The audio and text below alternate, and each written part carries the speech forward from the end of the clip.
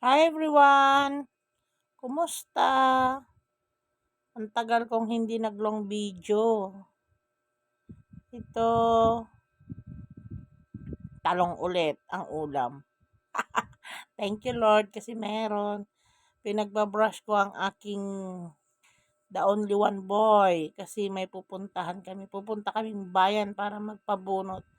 Ito, pangiti-ngiti pa ang buntis.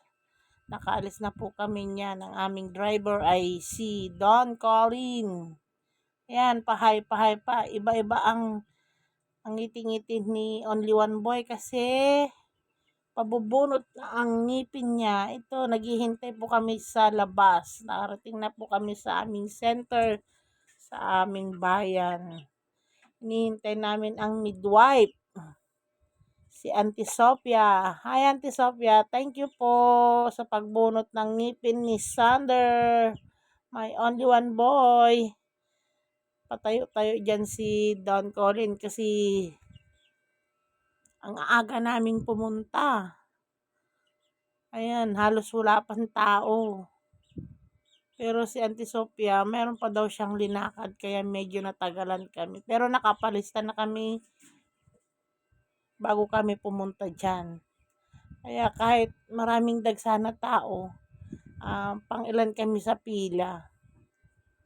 Marami rin po kaming pumila dyan pero hindi kami siya natagalan. Pero natagalan na kami sa paghintay kay ante. Ito, nakarating na kami ng bahay, nakapagpabunot na ang aking only one boy. Ito, namumублima ang ulam kasi nakita ang talong. Ayan, namumублima ang ulam, nakahiga. Sabi ko, talong na naman. Nako, thank you Lord kasi may talong, may labong. Awa naman ng Diyos, may blessing pa rin yan. Kaso lang baka pwede mag-request naman. Hahaha, joke lang. Thank you. Ito, pangiti-ngiti ang buntis dyan. Ito, nagkuha si Mr. ng labong. Ito, ginagad-gad-gad niya. Yan, sabay ngiti kasi may kausap po siya dyan. Kausap niya ang aking pinsan sa kabilang kalsada. Kaya, sobrang ngiti niya dyan.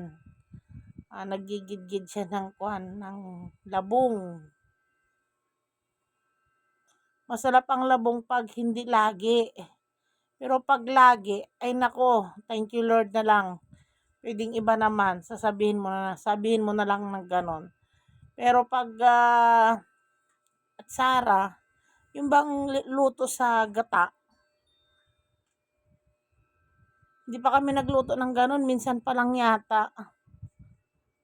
Kasi matrabaho yun eh. Lulutuin mo sa gata, lagyan mo ng asin, mga rekado, mga kung ano-ano pa kasi matagal yung lutuin. Pero masarap yun. Gagawin ko yung lulutuin ko yun. Thank you Lord. Thank you sa mga nanonood. Pasensya na po. Ngayon na lang ulit na kami nakapag-upload. Bye-bye. Thank you.